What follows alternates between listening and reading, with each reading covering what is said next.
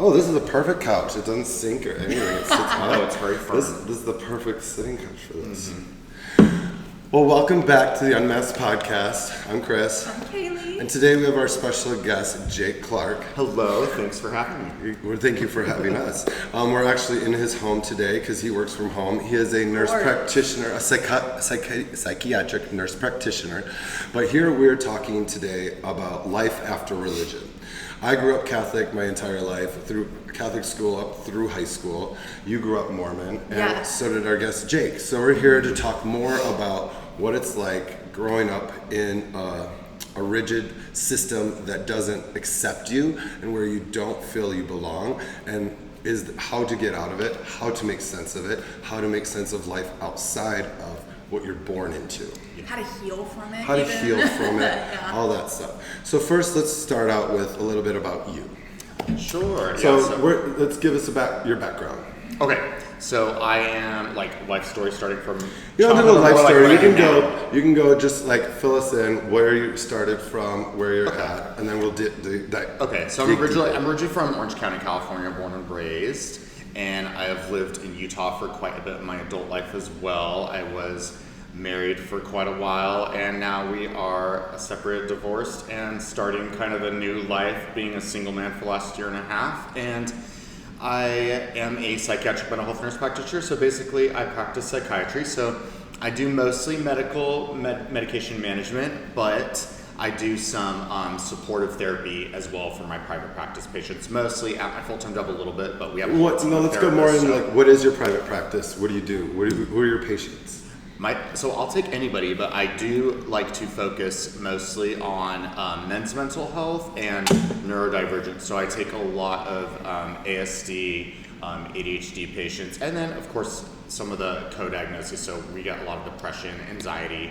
I get a lot of OCD as well. Mm-hmm. Those are the main ones, and then some PTSD, some bipolar disorder cases, but. Yeah, that's mostly my tip of the run is anxiety, depression, and neurodivergence. That's what I like. And you're diagnosed autistic as well. I am, yeah. I have. Just like us. Yes. ASD, I am diagnosed. ADHD, I'm open about it, yeah. ASD and my dad and brother are also on the spectrum as well. But as you know, I come from a neurodivergent family, but and ADHD, impulsive and attentive type. So I'm gonna try and pay extra attention to you guys today. We're all trying. We're all not just thinking here, what am I gonna say next? Listen, but that's great. I was also trying to get into the fact that you, in your private practice, you told me how you work with Latter-day Saints. Oh, yes. People that are trying to come out of their religion and live life outside, right?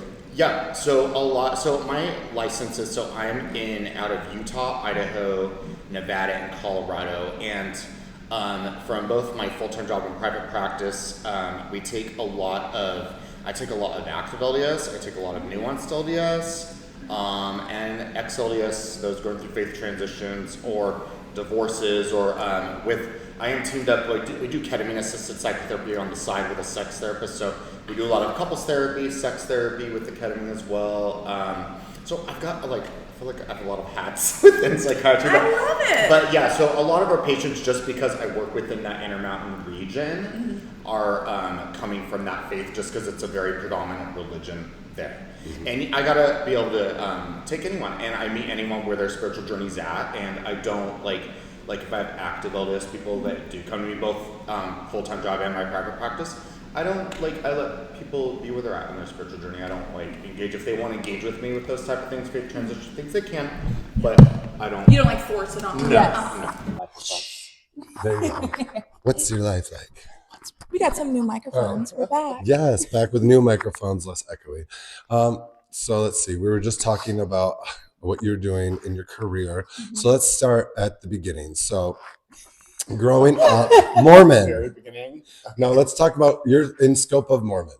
But growing up Mormon in the religious aspect. Or LDS, or now they go by the Church of Jesus Christ of Latter-day Saints. So yeah, so we know. So is so it? So I never knew the difference. I thought they were all different. Growing up, they've gone through some name rebrandings, but I've seen that Church of when I grew up, it was a Mormon.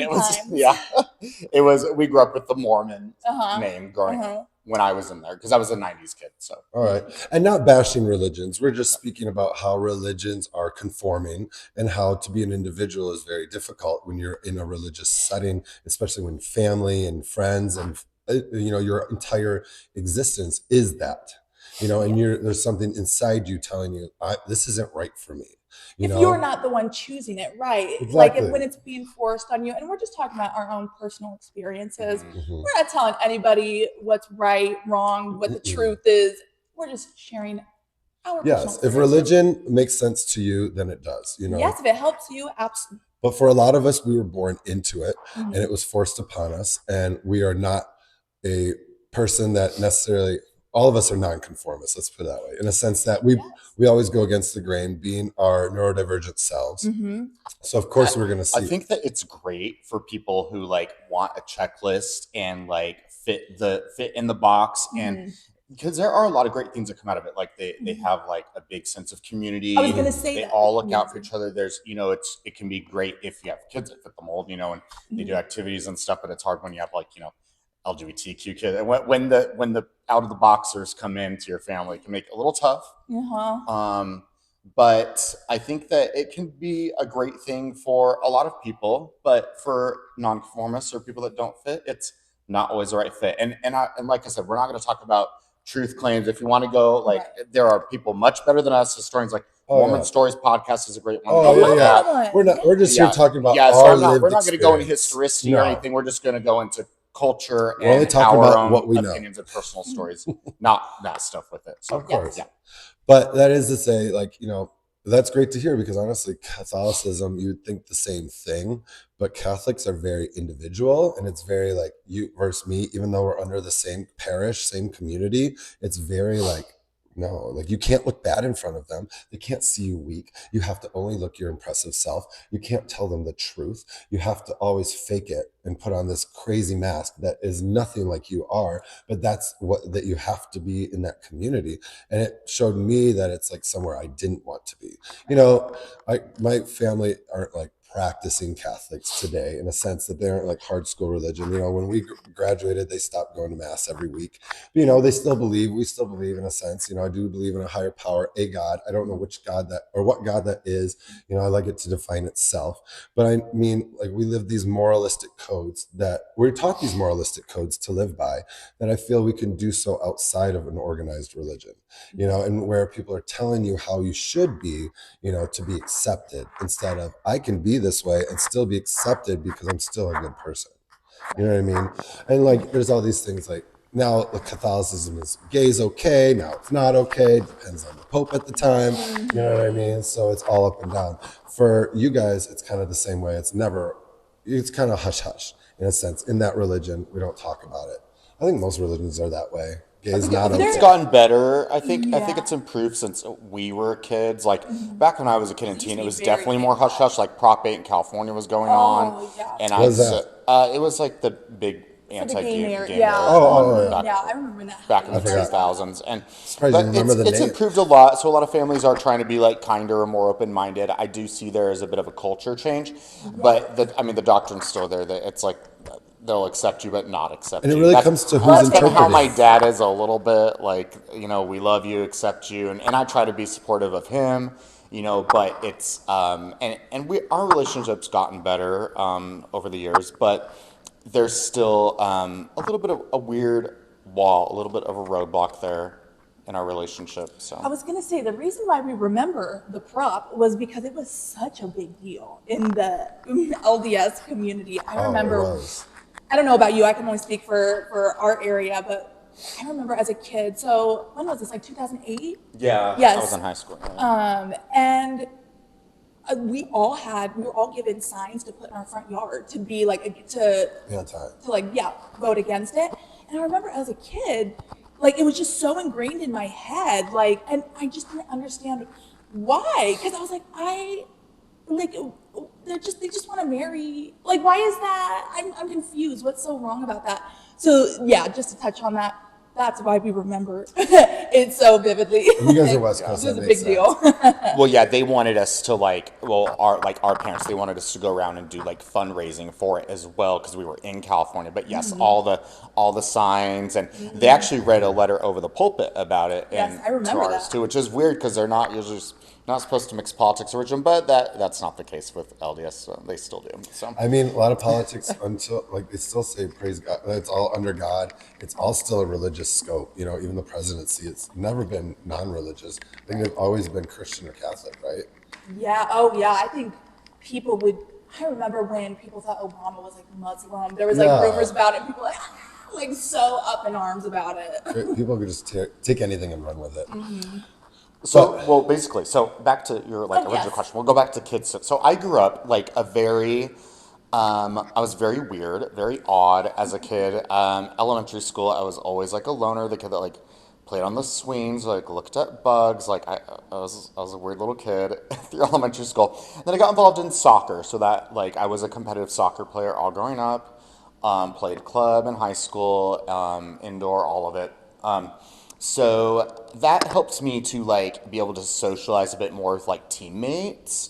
But I was not very social kid. I was kind of quiet, and honestly, once I hit puberty and knew I was gay, I knew from then I was into guys. But I was just so scared because I lived in such a homophobic environment that I didn't feel safe. Never felt safe, and I think that took a lot of my personality away, and felt like I had to grow up fast due to some other things too. I was the oldest kid and felt like I had to take care of siblings a lot too. So there were some multiple reasons where I felt like I don't really feel like I had much of an enjoyment of my childhood in a lot of ways. I loved soccer, I loved my video games and weird stuff, and I'll always love my family, but I do feel like I grew up like scared and in fear and a people pleaser. Like my mom was a big people pleaser. I love her, but big people pleaser. I was taught certain values and how to be, and I feel like it affected me a lot into my adulthood. And I've had to, since leaving after an LDS mission in Jamaica, have come to find,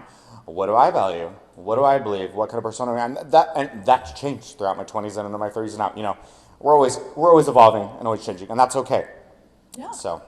No, I love that, and we are, and that's kind of what I'm so happy that you do. You help others make that transition, and you said you use ketamine therapy, as like most of us know, like ketamine therapy is good for if you have personal blocks, some people use psychedelics and mushrooms and stuff like that to make your personal journey easier, to drop that ego, to allow in, like, they're very stuck usually, right? And it's hard for them to accept this new reality without being 1 foot in their old.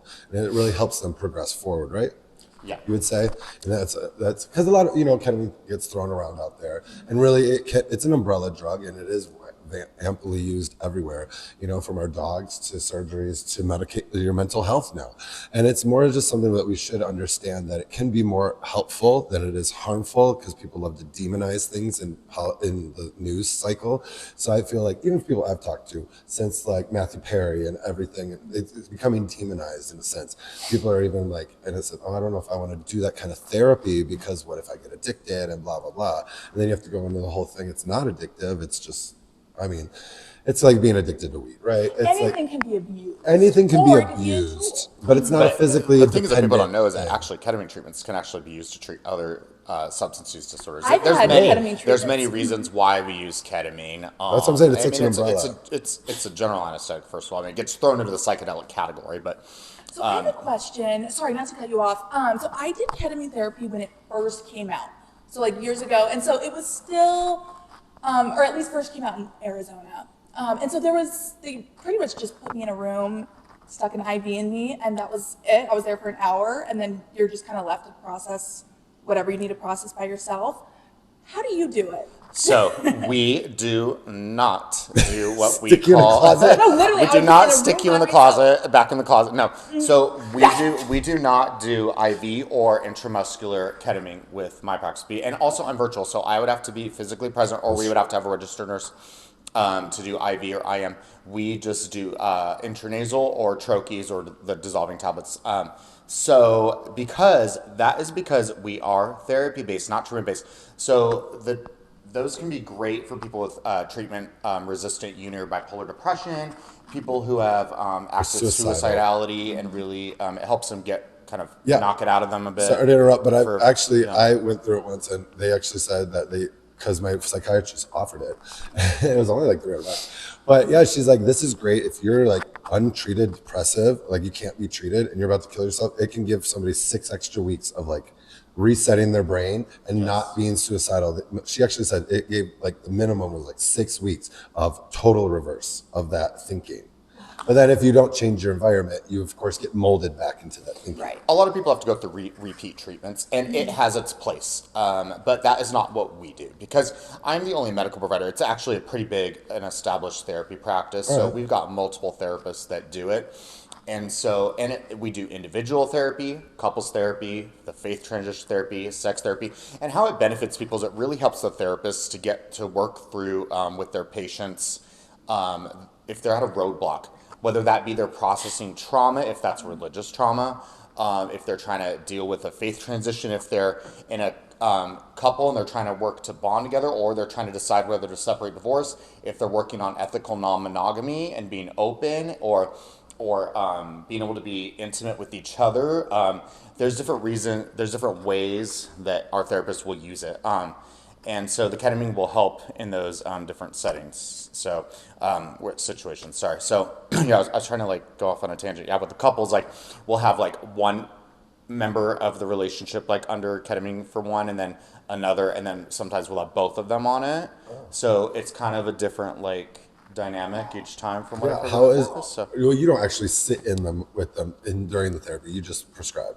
I just prescribe. I have been to our group. We have a couple of group sessions that we've had, and hopefully have more in the future, but yeah, I just do the medical piece. So but there's a lot of collaboration that goes on between myself and the therapist, and and there are we cannot share them, but there are within our practice consent given recorded sessions, so I can see them from what our therapists have given us. That's cool. It'd just be really insightful to see the effect it does have compared to maybe the same therapist doing it without couples therapy compared with two of them on it. Like, are they on the same page?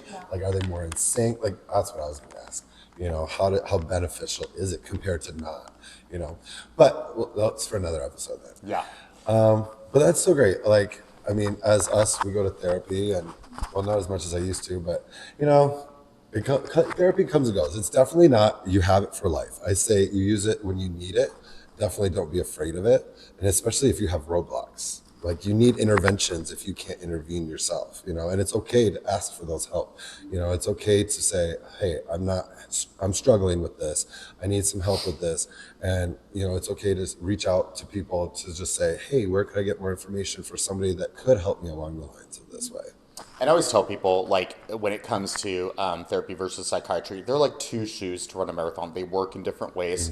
And I always say, least invasive first. So if people want to try therapy first and they're just hitting a wall, then maybe medications is a right fit, and we need to get in with psychiatry if we're having some symptoms that are just lingering, or you need the extra help. And that doesn't mean people need to be on medications their entire life. Like you just said, like there could be a season for it, and then we'll taper people off. But yeah, it just depends on the person. Like sometimes therapy could come in waves. I will be someone that will always have a psychologist. I need lifelong treatment and support. My executive functioning might appear well, but it's not always well.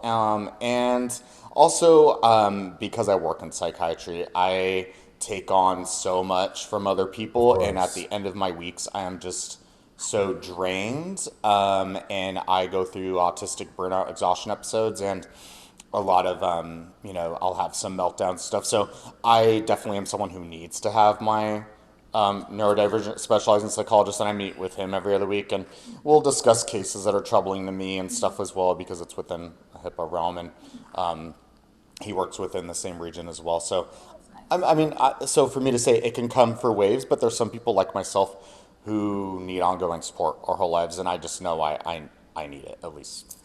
I'm one of those people too. Now talking about it, it's like I definitely do need it. I just kind of fell off of it. I don't know. I have both. I have an EMDR therapist, but we finished the EMDR portion, and now we just do like talk therapy and See, that's other what I do. stuff. Mostly And was then, talk, yeah, and then also a psychiatrist. Love both of them.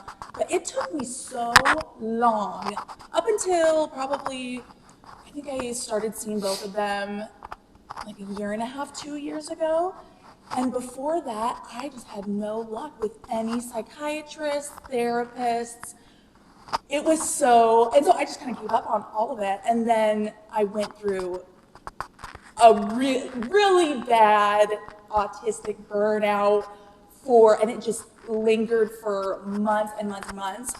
And I just could not get out of it. And that's how I got diagnosed. And so I am so grateful for psychiatrists that really care. And usually it's the psychiatrists that they themselves also have struggled. Usually they're the ones that can get, So I'm get into you with that. yeah, so I'm open about it. Like, and here's the thing is that like it's no judgment zone here, and I am a very open-minded person. And most of people who work in mental health, whether that be therapists or psych techs or psychiatrists, or psych and Ps, there's kind of that running joke that even my dad says. He's like, oh, well, I've never met a shrink that doesn't have their own shrink. And I go, well, most people who work in mental health are very passionate about it because they have their own issues they're dealing with or have gone through a process. And if they don't, then they might have immediate family members or friends who do. So they've seen it and they're very empathetic to it. And that's why oftentimes we make the best mental health providers, because we're understanding and we get it and we know it's tough. So yeah, we have a love for the field and a love for our patients, clients, whatever that be. So Yeah, because I've just in the past, I've had some that were very dismissive, almost kind of had a little judgmental feel. Psychiatrist? Yes. I have had a psychiatrist where she's like, I don't think you're ADHD. I think you're faking it. And I'm going to test you and you're going to get knocked off your medicine and blah, blah, blah. And I'm like, why are you doing this to me? Like, I was diagnosed a long time ago. I've seen many psychiatrists throughout she's not my psychiatrist now. I love my psychiatrist now. But it's just like, why are you in this she was field? such an angry person that she was projecting everything on everybody. Like, she was just, I could tell. I was like, you need a therapist, girl. Like, I think she was just being overworked and she just like couldn't look up from her thing. And it's just like I said, some people are just in it for the money though. And they got to make it and they got to do it. Not everybody is in it for the passion. Right. and so some people, and when it comes to like therapists shopping or psychiatrist shopping, sometimes someone's just not the right fit. You need to. Sure. I had to That's shop okay. a lot to find, especially a therapist that you yeah. think is competent enough to understand you. Because if you think you're smarter than them, then they can't help you.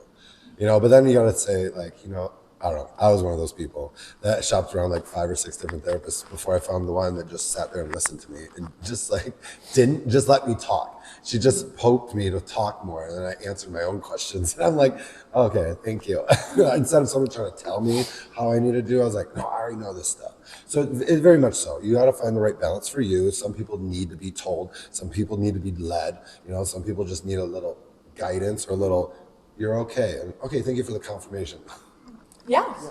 And it's okay, even as a provider, if someone feels like if I'm not the best fit for them, I am all about like, let's find you someone who is. Here's some referrals, and I have referrals of friends who are in the field. I'm like, maybe this person or this person might be a better fit for you. Oftentimes, like I do, and I'm finding myself I'm trying to work with, but I actually do sometimes struggle to connect with women more, and that is I'm a little bit more analytical and a little bit more reserved and direct. So oftentimes if we have women who have a big trauma history, or if they have a history of borderline personality disorder, which has a lot of trauma with it, usually associated with it, or bipolar disorder, sometimes I struggle to connect with them, or if they're very emotional, very tearful, sometimes they need someone that just has that little bit more of a sensitive, empathic touch, and I just know that's not where my strength lies all the time. But that's not. But that's where your strength lies as well. Well, that's not to say that I don't have tons of female patients who love me and write good reviews. They're like, oh my gosh, Jake's amazing. But I'm not the right fit for everybody. Yeah, and that's sometimes okay. you need that hard person. Like even in my coaching, I am that hard person in a sense. But it's like, there's plenty of people that can sit there and hold your hand through this. Or do you want to be productive and efficient and like get it done? I understand we have to understand our emotions too, but also our emotions are not our facts. They're not telling us what to do. They're telling us how we're feeling about what happened. Well, I I love that you recognize when you're not a good fit, because that just shows that you're not in it just for the money and just to get the clients in and out. You actually care. If it's not working out, well, then let's find you someone where it is going to work out. So I love that you can recognize that and you're okay with that. Whereas not a lot, but maybe, there are some that... Like that lady, my psychiatrist wasn't willing to put me in a new place. She just kept telling me I was wrong. And I was like, well, I'm going to go somewhere else, girl. And then I'm like, I know I'm not crazy. And it's like, that was the time I went without my medicine for so long because she stopped filling it. And so I spiraled. And now, that's why I kind of stopped going to my therapist, because I got back on my Vyvanse and I'm like, everything makes sense. Right. I got to stop going off my medicine thinking that I'm better. I don't need it. But when you actually do need it, you know what I mean? Yeah. When you have a lifelong thing. Yeah, and when you do lifelong, when you are on the spectrum, you do need interventions that do take place daily, because those are what you need to incorporate in your life to be sufficient and effective as a person of society, right? Without it, we have our ups and down days, and we can't just take off 2 days in a row and say, I can't show up today because I can't get out of bed. No, that doesn't work. So, we got to find everything to make us functional, which hurts us in our own way, and that's why we preach finding an aligned, authentic life, so you don't have to force yourself as much as you want to be a part of your life and you want to get up, and it drives you to get up out of bed in the morning, because that's what I found in neurodivergence. If you live a life that you're excited to wake up for, you will. You jump out of bed, you're like, oh, time to get up. You don't get burned out as much. You don't get burned out. Well, you still get burned out. You still do. You still need to learn your rest. You need to learn how to rest and incorporate rest, because rest is not negative. Rest is positive. It allows you to keep going. Without proper rest, you do burn yourself out, But back to our whole religious story. No, I was gonna actually tie it off of what Kaylee was saying, about how referring out. And the thing is, I want to have patients who feel safe and comfortable with me, and that I'm the right fit for them. And part of that, tying back to being raised in a high demand religion, is we have the answers. I know the truth. We know it's right. And you need to be here. And there's no other correct way to live. I take that into my professional life, where I'm like, I'm not going to tell you that there's one right person or one right way. And ultimately, patients know what's best for them. And I'm very much if we need to find you somewhere else, let's find you somewhere else where you're going to be finding the best treatment for you. And that can tie back out of the profession, out of the job, to personal life as well. Let people decide what systems or what beliefs they want to have. I think we should start. I can't wait till the day where we can just say, I am neurodivergent, I'm on the spectrum, and that's not part of your official banner. It's okay, I know I'm going to connect with this person. I'm going to go to this person because I know I'm not going to have to beat around the bush. I can actually talk to them straight face and be like, this is what's wrong. Okay, I see that, blah, blah, blah. I just naturally, even without knowing, I feel like when I look around, all my friends are neurodivergent, even without purposely doing it. I know, that's what I'm saying, because we're easier to get along with, because we get each other. Our brains work the same. We work on facts and not emotion always. We're always like the whole thing, it's hey, I'm going to a party tonight. It's at Jake's house. And they'd be like, okay, have fun. It's well, aren't you coming? You didn't invite me. Well, I said I'm going to a party to you. But it's we need to be straightforward. You can't just tell us half-ass things or say something and then we're just overthinking it. It's they didn't invite me to this and this and this. But I feel other neurodivergents were just very bold and straightforward. It's I tell you the pinpoint facts, so that's what you understand, And I feel that's what I want to see. My psychiatrist now she's definitely on that spectrum. And it's just, I get it. It's just click, click, click, this, that, shit. You good? You good? How's everything? Okay, bye. And it's not even rushed feeling. It's almost like efficiency in a sense that I said what I said. She addressed it. She's okay. And she's very thoughtful, but it's we're in and out in 10 minutes. You know what I mean? But if I didn't, she sits there and listens and it's oh, well, I can help you with this and blah, blah, blah, refer you to this. So it's really good to have somebody that gets you. And that's exactly what I mean. It's I wish we had our little name tags. I mean, not identify ourselves for marking, but it'd just be easier to say, oh, I know I can talk to you and you're going to understand me.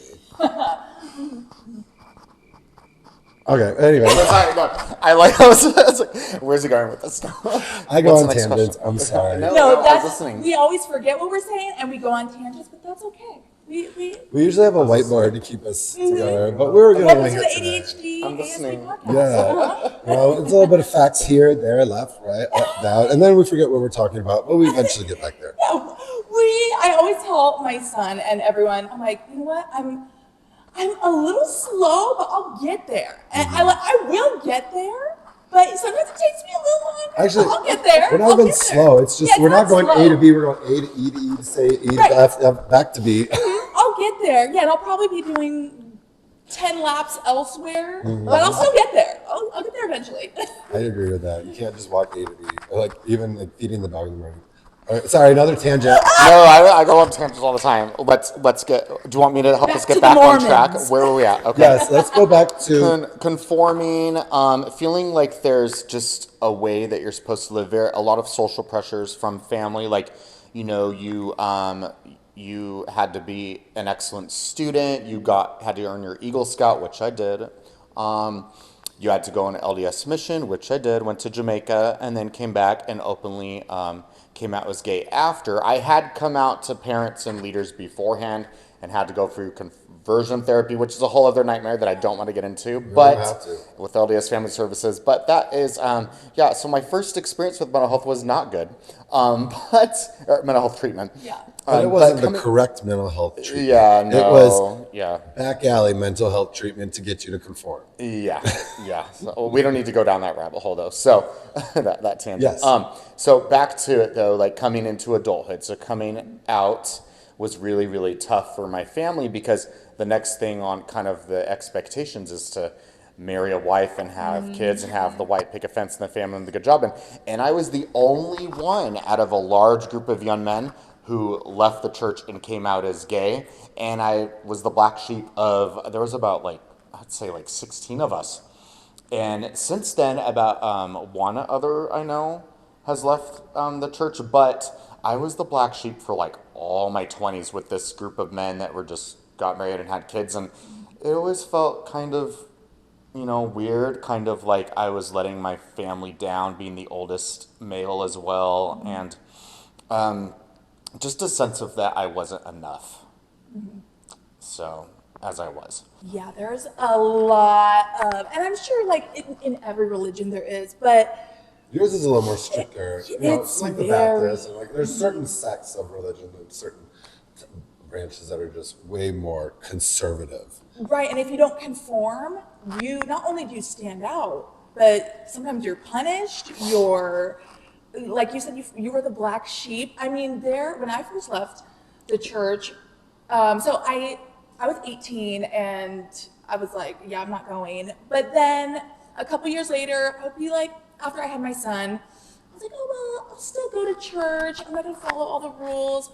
Now, probably 8 years ago, I was like, absolutely not. I am all out. But it was the reason why I kept going back was it was like the mental, maybe you could put words to it, but it was like I just couldn't fully leave because everyone around me was LDS. They call it PMO, physically and mentally out, where you're getting the yes. benefits with the community. Everyone's going around you, so you're still going, but you're not really mentally in it. Is that the term you're looking for you? Yes, I had spent a couple years in that limbo where I was bringing my son to church, but I didn't believe in it. But then it was confusing for him because he was like, wait, are we Mormon? Are we not? And so it was that transition period of getting out was once you're physically out, people think, oh, then, you're out. But no, that mental lingers sometimes I've met people where their whole life, it still is lingering with them. They just can't let it go, which is why we have. Well, one of the things that people like you. they'll hate for us to say, active church members will hate for us to say, but I say this, and even now, once a Mormon, always a Mormon. And you are always going to be Mormon. And I am in a lot of my thinking ways. The culture we're brought up in is so strong that it is really hard to totally shake off everything and the ways you think. It's so ingrained in you that you really are, even if you're not living the lifestyle that they are seeing, they see us, whatever it is, being gay or partying or, just. I got pregnant out of wedlock. There you go. Yeah, different. different. So that was a whole weird situation there. Things that are just different, they might look at, but you really do feel like you always kind of are there's going to always be a piece of you that is, because it was such a huge part of your life during childhood, and childhood is such a huge piece going into adulthood. Oh And yeah, it's you're your developing. first 7 years. That's literally your platform of how you operate. And if it's all surrounded by that, no matter how hard you try, it's ingrained. It is etched. And that's why you still have those moments of like, is this me or is this me? It's that back and forthness. But I think that's aligned with who we are as anybody who grows up in a situation that doesn't feel like it nurtures who they are authentically, and it's about finding your confidence in who you are and not allowing other people to tell you otherwise, that you cannot be happy this way for a living. And I feel like a lot of us coming from these backgrounds experience that kind of rhetoric, in sense that you cannot be who you truly are if this is you, and you must hide it and pretend that it's not you. Like, it's just, everyone can relate to that. Well, because it's not just religion. I mean, politics. It could even be if you grow up in a certain household. I grew up in a very, very conservative household. Now that I'm on the opposite end, I mean, that in itself takes years of unlearning and just retraining your brain and giving yourself permission to live authentically, to trust your own thoughts. All of that. I mean, it takes practice, especially when you're raised that way. I mean, your brain's literally developing, and I mean, trust me, it's like the gays back in Michigan that I still know, like they're all religious. I didn't realize how Catholic and Christian like Michigan was, but it is. I mean, I guess it was the generation, right? Everybody was religious of some sort. Right. And now you see all these gays our age that are still conflicting. Like, I have a friend that came out publicly and said that he found Jesus and he's no longer gay. And I don't know how that's still going, but I believe he's still living this straight lifestyle after 30 some years as being a gay man. And it's like, that started its own movement. Like, I found Jesus and now I'm not who I am, but now I'm like, you're more conflicted than ever, if anything. Because now you're denying who you are to be a part of something, whether it be familial pressures or friendly pressures. It's very sad to see that we can be so easily influenced in our identity because we just want to belong, and we just want to be loved, and we just want to be like seen, and we will fake who we are to be seen. And that's really sad to say, you know what I mean? well, especially because a lot of these institutions, you're taught obedience, conform. And so I'm not just bashing on Mormons or No, like any I mentioned religious conservative. yeah. It could be anything. Well, Anything I've conservative. been listening for a minute, so I'm basically what the themes I'm going with and what I'm hearing is that I like to refer people to Dr. Stephen Hassan's influence continuum and the bite model. Have you heard of that? So it's good for people to look up, and this can be in a friendship, in a romantic relationship, in a family, in a political environment, in a religion. It doesn't matter. It could be in a yoga group, whatever, a CrossFit group, whatever part of a group that you are in. You can look at the influence continuum and say what is going to be positive influence and what is control and negative influence. And then the bite model is behavior control, information control, thought control, and emotional control. And so it has kind of like the DSM-5, it has criteria under each, and it can help people to navigate what is it that is healthy or unhealthy about these systems. And some people will go to the C word of certain, if you meet enough criteria, where some of the high demand religions meet them all, they'll say, we try to stay away from it, but high demand group or cult, but we try not to call it, it's a very triggering word for people. So I can say, all you're in a religion very is a high cult demand to group, start. or you're part of a high demand group that is this kind of spirituality therapy. It could be anything. Like, it seems like this person has a lot of control over your life, or it could be any system, whether family or politics or whatever you guys have been discussing. So that's why I kind of just was listening. Like, that's a good reference for people. I have a question. Yeah, that is a great reference. That leads me into my question, like, how many, you call it recidivism, like how many people get out and then come back in or find themselves in another high control relationship or situation like a cult that's not their religion, or a relationship with a narcissist that controls everything they do? Many do. So many patients that I work with or people that I've seen will fall out of one extreme and just go into another extreme. And whether that be Because it mimics it, another right? high demand group, or whether that be an extreme, whether they're excessive drinking and partying with a maybe toxic group of friends. I've seen all sorts of things from when people leave in any age range, but I see a lot of it in their 20s, you know, so. Because that was a question I had. Like, I wonder how many people get themselves into a bad relationship or a bad situation because they're like, well, I can't go back and I won't go back. But then they think they're going forward, but they're not. Well, because it feels familiar. So And it's like subconsciously. they've already done so much to We've leave been taught something. to be very codependent on the organized religion that we're raised with. So, like, even with my marriage, I'll talk, like, I felt like was a very, like, codependent and meshed relationship, almost like the families were. And also, and my ex-husband and I are good friends.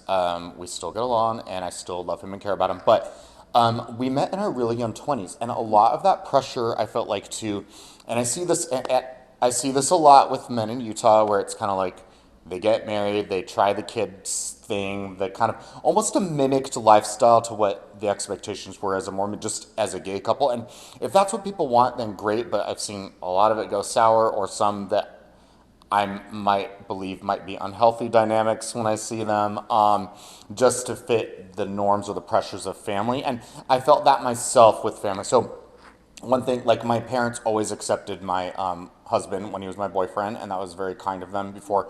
And my mom, before she passed away, told him, like, you're always welcome here. So that was always something really sweet, a sweet memory that he has. But I do feel like we had a lot of pressures to, you know, date and then get married, and then, you know, we didn't really know who we were. We were young boys in our 20s, and kind of I was going through school and nursing school. He was working to support me, kind of like what we see in a lot of LDS families, where the spouse will help support the other, and then I was kind of the primary person. But now we are then different. What happened is that different values came into play, different dynamics came into play. As you grow, your values change. As we grow, paths change. and paths changed, and we're just different people now than what we. that's okay. And that's okay. But as long, you still have managed to have a relationship and where it's friendly, and you can still be a support system, you know, for each other in a sense, you know? Yes. And that's always wonderful, because I always made friends with my exes, at least the ones I could.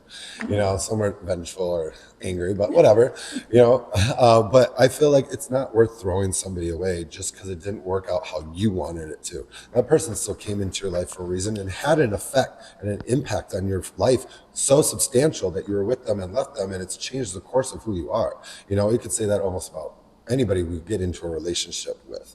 You know, it's hard, and time heals. And I say choose love over resentment, because it's easy to be bitter. Course. It's easy to be resentful towards the next, and we're all human beings. And at the end of the day, this person did play a huge part of your life. And whether there's some amazing, loving memories, and there might be some not so great memories, but you know that person's still trying to make it through this life, and so are ourselves, and it's hard. And that's how we hope, I think, when we break away from a family unit, you know, and go our own path as the black sheep. Because I'm my own black sheep. Like my mom even says, like, you're the firstborn. We didn't have a book on you. You did everything not what we were expecting. You did everything opposite. And it's just like, of course we didn't know how to handle it. And it's like, I get that. And I thank you for everything you did at your capability. You know, we can't hold resentment to them because they only know what they know. But, you know, to their own ignorance or their own choice. And I've recently learned that whole let them theory. I used to hate it, but now I'm like, well, honestly, you're only hurting yourself if you don't just let them be. You can't force people to change. You either have to accept them as they are, whether they accept you fully or not, or just accept each other as, like, that's unconditional love. You know, it's saying, like, I don't approve, but I love you. I'm still here to support you. You know, and I think that's what we all hope to bring into our lives and to affect in our past lives, I feel. And that can be really tough, you know, especially for someone that is a black sheep, meeting new people, trying to not be a people pleaser because of that. And you can't force people to choose you, and you can't force people to romantically love you. And the most important thing, you know, That love potion I bought isn't going to work? is choosing. No, the most important thing is choosing yourself. You know, I know it sounds cheesy, but No, it's so true. That's the whole theme of this, is like choosing yourself, finding that self-trust, that authenticity that you're confident about that will lead you, because all we have is ourselves, really. In the end, all the theme. We have friends, we have family, but everybody dies. And tomorrow's not promised. So really we have to be okay with just ourselves. And that's what I think you also give people the hope. You know, you're like teaching them to not be codependent. You're teaching them to be confidently independent, you know? Yeah. And it's hard because I'm like, I even said the other week, like, I know this is silly, but even before Trevor, I had a couple of boyfriends. And since adulthood, I have not had too much time sparsed in between relationships where I was single. And so now I have been totally single for a year and a half now, and I know, and the reason why I say it's silly, because there's a lot of people who really struggle with dating and getting in a relationship, and I have been fortunate to have people who've wanted to date me and be with me, and right now this year has been taking a step back to say, what do I really want in life? What kind of person is going to be a good match for me, or people? I'm open-minded. I'm weird. I'm open-minded to dating a couple or an individual, but you know, what do I want, and not just jump into something because I'm lonely and have to face Yes. the hard nights, the sad nights, the dark nights, the quiet, and learn to be bored and be comfortable with yourself And your own thoughts. and your own Uh-huh. thoughts. Yeah. That is very strong. Yeah. I was gonna say Yeah, because some people just literally do not know how to be single. They literally cannot be single. Whereas I love my alone time. But when I'm in a relationship, I also know how to be fully in. But then when I'm out of a relationship, I love my alone time. I don't know how you guys feel, but I love it. But I think what It's a love hate. I love the Yes. freedom. I love being able to do what I want when I want. And no one's bickering at me for having to be somewhere. We got to do this, or Not like, just or bugging explain me. What are you yourself. doing? Because they're like, you know, I mean, and that goes. If you're in a relationship, like, there's a certain amount of responsibility you have that you've signed up for another person. But you know, and because it goes two ways. But yeah, I love some of it, and I also do miss having a partner too. So it is hard for people, and I'm one of those who struggles with it, but I've done really well, I think, for myself over the past year and a half, just focusing on my fitness, healthy living, eating healthy, a lot of therapy, working on being better at my job, because you only learn so much in school. So, you know, doing extra continuing education units, reading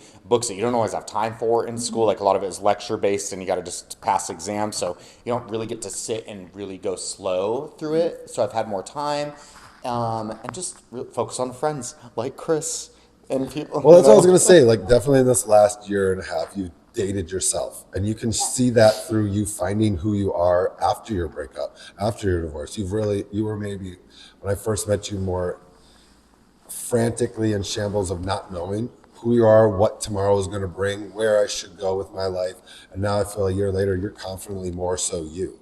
And you can see that just through spending time doing that by yourself, being alone, showing that you are enough for yourself and that you do deserve all these things, because all these hot people do flirt with you.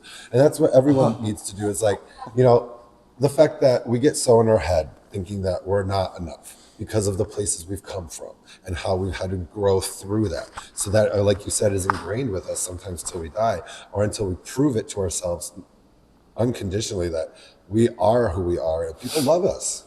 You know, people may not have liked the non-finalized version, the unrealized version, where you're like here, there, left, right, and they're just like, I don't get you, you're weird. But now it's like, we can be weirdly us. You know, it's like, oh, that's just Chris, that's just Jake. Like, you know, like, it's like, oh, that's just a part of you. It's not you're being weird. That is you. You know what I mean? And that's what I think we find with ourselves by being alone with ourselves. Yes. You know, and I'm a serial dater. I did the same thing. Instead of focusing on myself, I jumped from relationship to relationship thinking, I'm going to help this person, or I'm going to create a life with this person, and it's going to be our life. But really, I was learning codependence. I was trying to be codependent, and it was really weird that it's like it kept shooting myself in my face. I'm like, why does this keep blowing up? Why do the same things happen? And it's like, obviously it's you, Chris.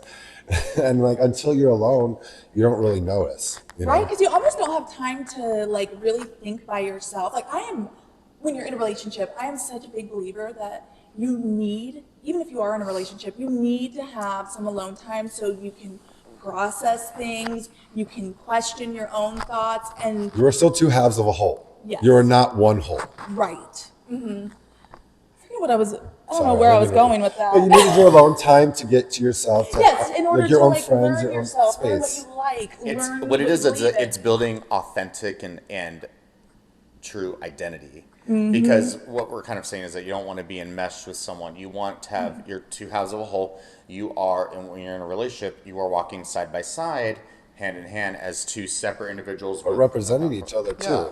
You know, and I feel like that's a lot.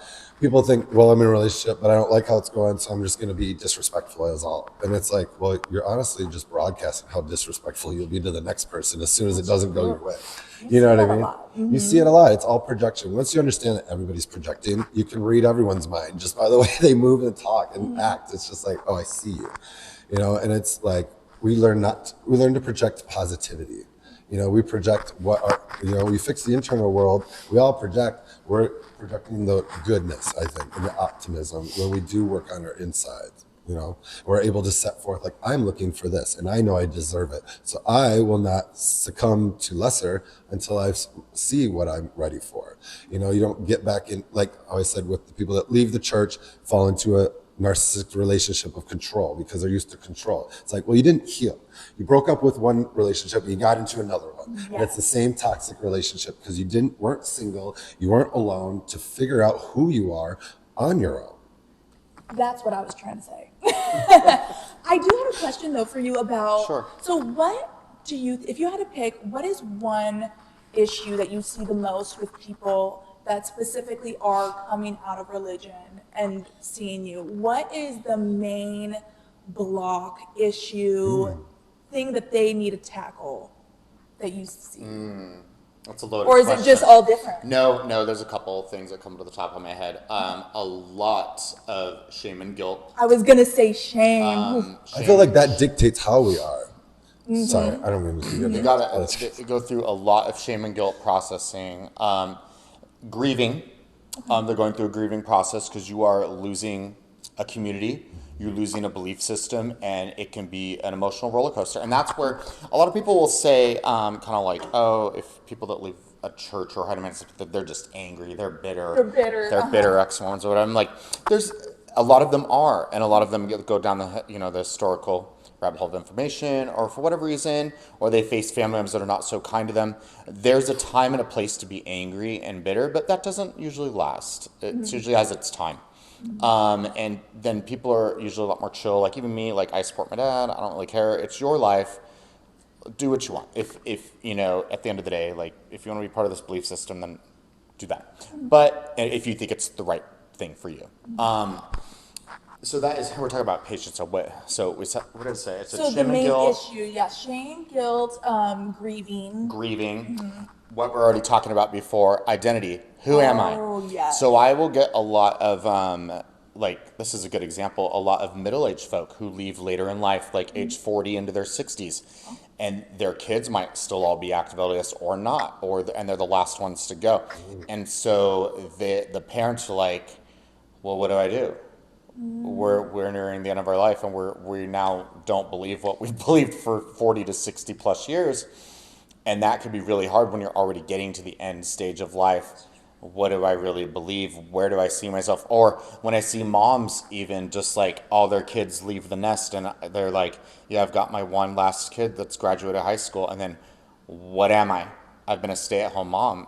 Like, especially that's in all the I've done. church, that is like that's one of the main things for a woman. Your only job is to get married and have kids, and that's it. That's your only purpose.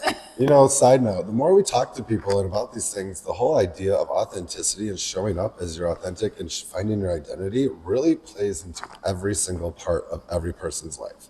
Like no matter where you come from and where you're going, you have to transition to who you are, or you stay an idea of somebody else's, and you lose your grip on reality in the sense of who am I? What a waste of a life too. I know, and at least they're later in life finding it.